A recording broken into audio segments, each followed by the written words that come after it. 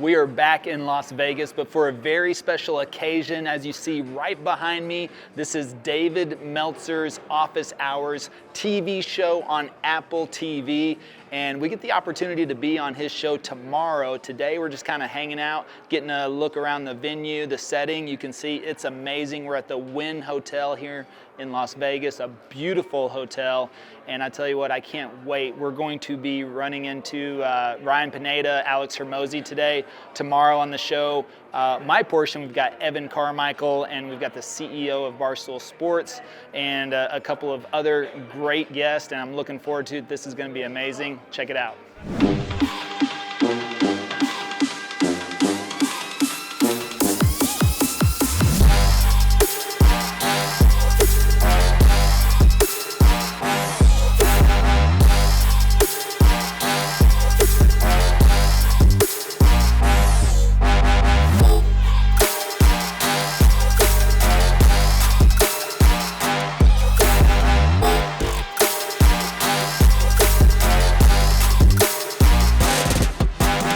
Welcome to Office Hours. I'm David Meltzer, and there's been so many nice people with my nice hosts as well.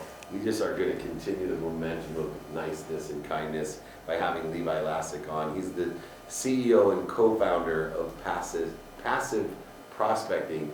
If we're going with the theme of being nice, I would think that the best way to prospect is to be passive about it. For because sure. Some people are super annoying when they prospect, and so. To start off, Levi, welcome to Office Hours. Thank you so much, David, for having me. So how can we be nice or passive when we're prospecting, asking for something? Through video. So you build the value up front. So I've been in sales for 20 plus years. Loved sales, hated prospecting. I felt like I spent 90% of my time always on the outreach. And to be the best salesperson, you had to be the best prospector. At the same time, it's very tiring, right? Very time consuming. And you end up spending sometimes 1, 2, 3, or 4 hours of your day just focus on prospecting. So what I learned, I knew that I had 3 major setbacks in my life. And I had to start all over again. And what I realized was that I had never really scaled myself, first of all, because I was always the prospector. I was always talking to people one-on-one. Nothing wrong with that, but if you ever want to grow and scale from there, you're going to have to, build something that will live past you. And so when I made the transition into real estate during 2020, which my financial services shut down, that was my last setback, not my last setback, but the last recent one.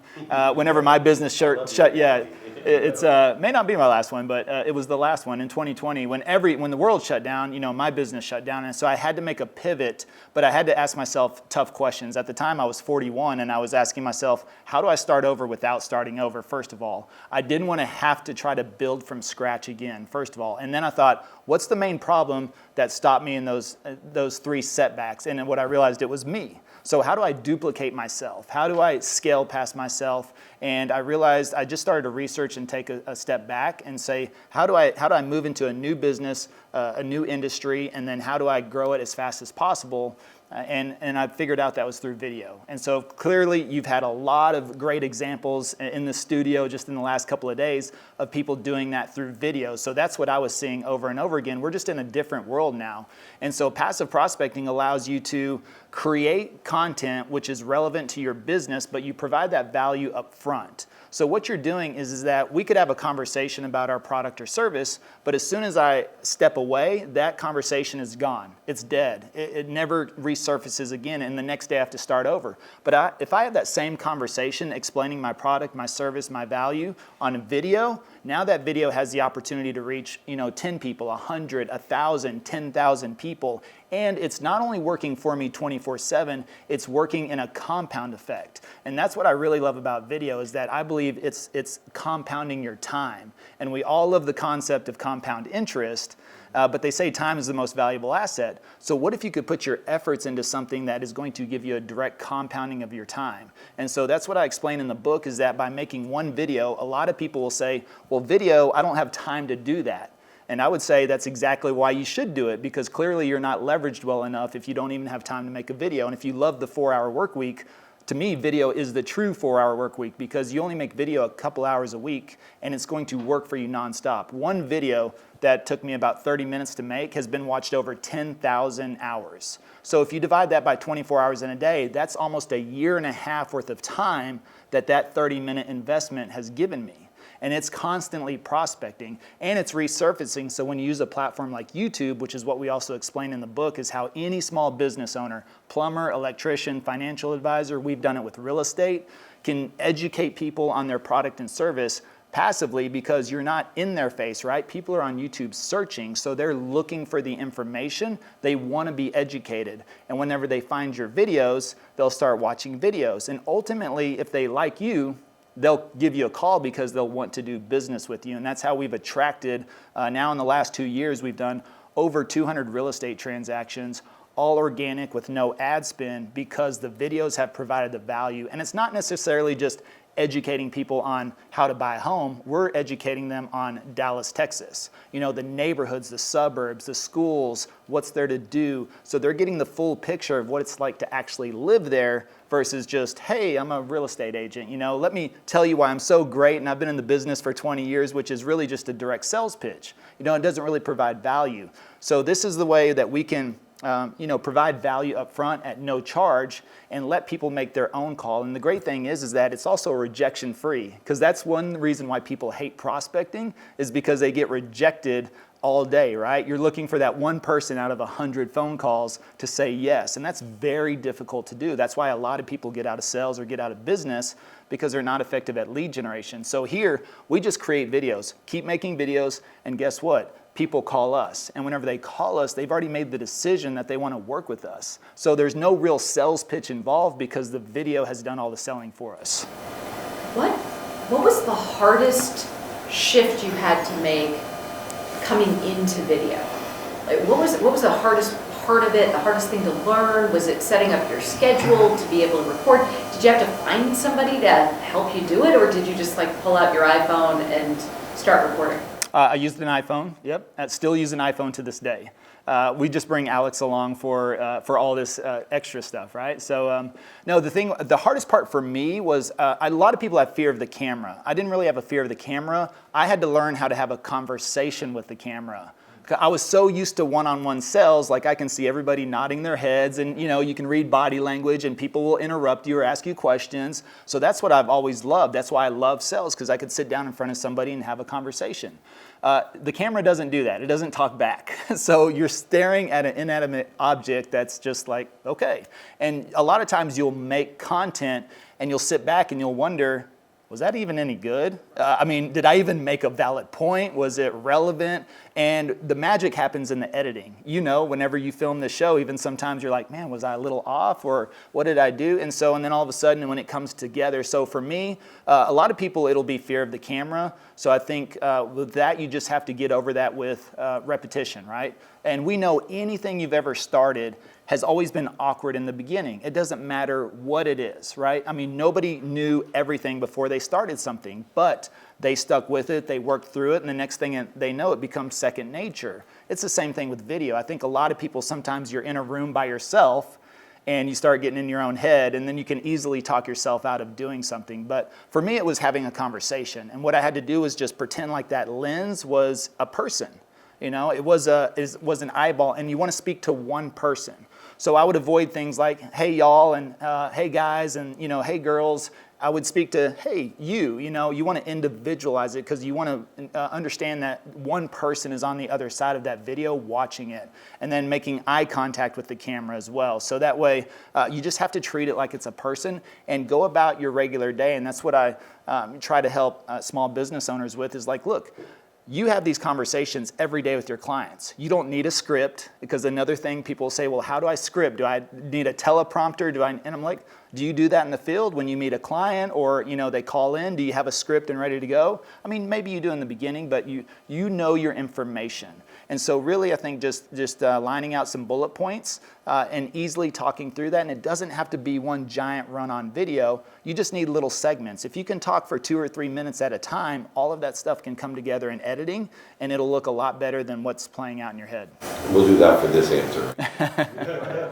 Yeah, I love it. You know, one of of the things you're helping the entrepreneurs scale by video. And I'm curious, because you guys did it pretty quickly, just in really about 2 years from when you started. And what would you say the most important lesson for YouTube specifically that you guys learned in that process? I mean, it was removing myself from a lot of the work, as far as a lot of the extracurricular activities, I would say. So that was something else. I was always before kind of in that mindset of, well, if I want it done right, it has to be me, you know? Nobody's ever going to do it well enough. But I had to stop and take a step back and start trusting and working with others and passing on that responsibility and letting them know that you know, it's okay. And we just have to work through and find the ways to do that. And so I also went into it looking for a business partner, because I knew that from at the same time. I didn't want to get caught up in the transactional side of the business.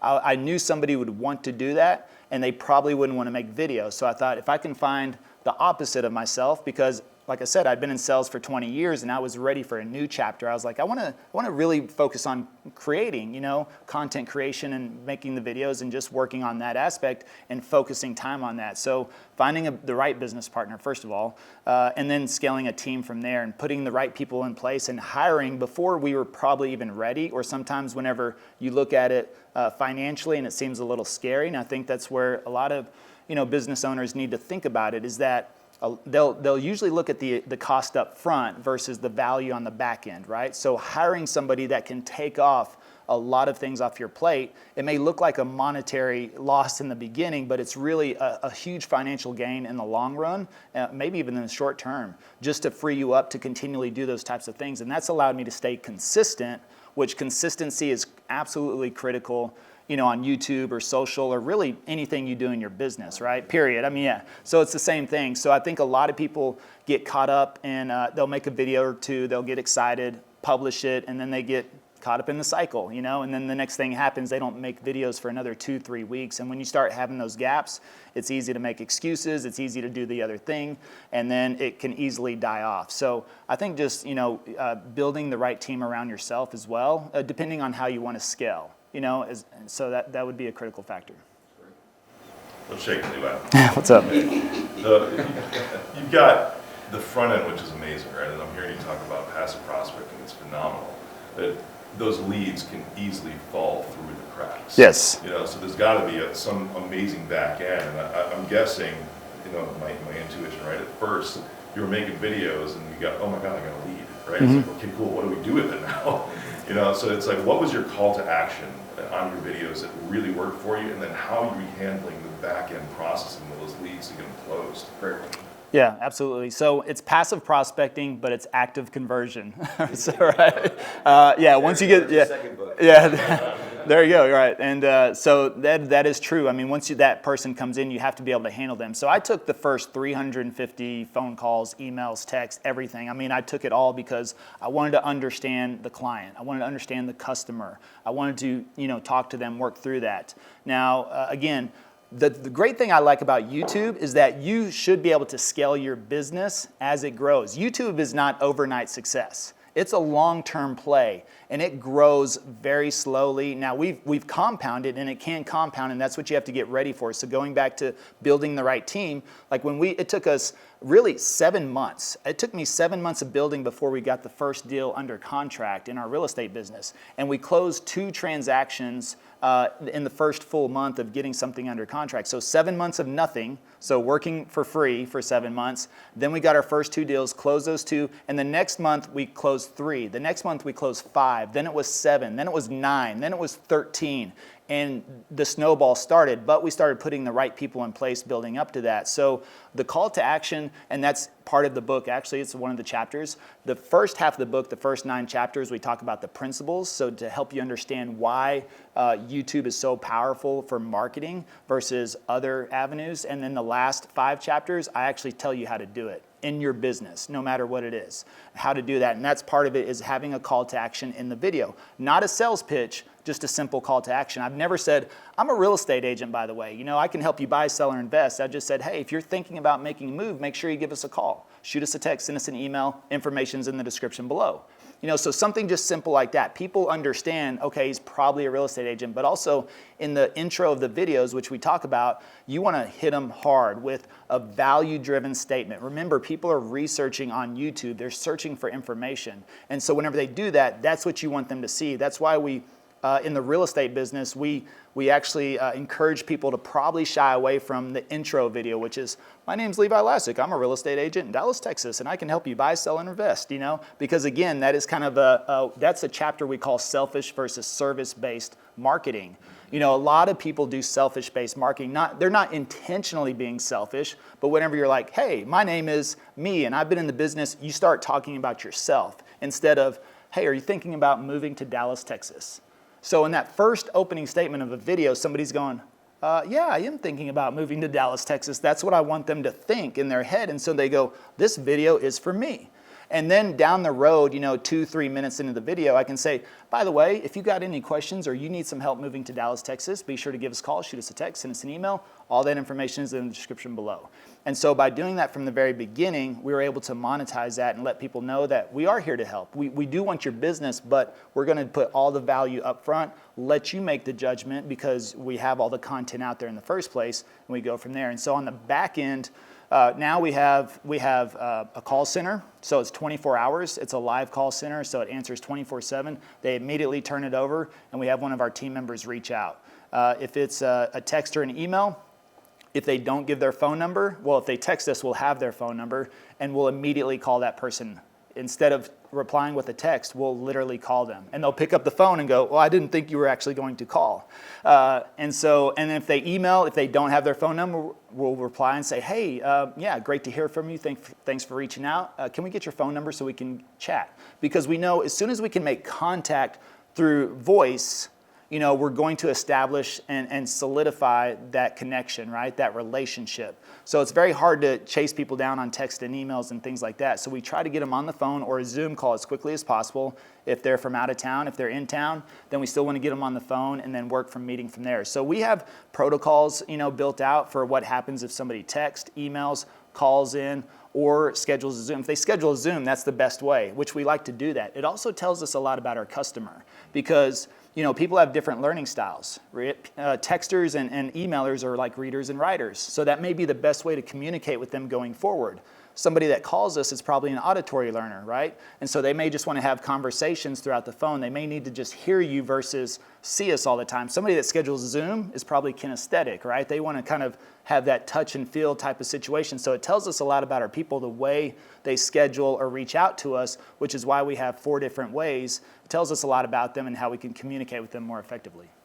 Communicating effectively brings that connectivity that gives you the high-end success in the numbers. I love the idea of providing value first and passively creating value through video by capturing who you are, amplifying it, and of course perpetuating it, which creates the aggregation, acceleration, and compounding effect that you've been able to prove. If you want to learn how to do it, it's right here, passive prospecting. Thank you, Levi, for showing us the easy, kind way of prospecting here on Office Hours.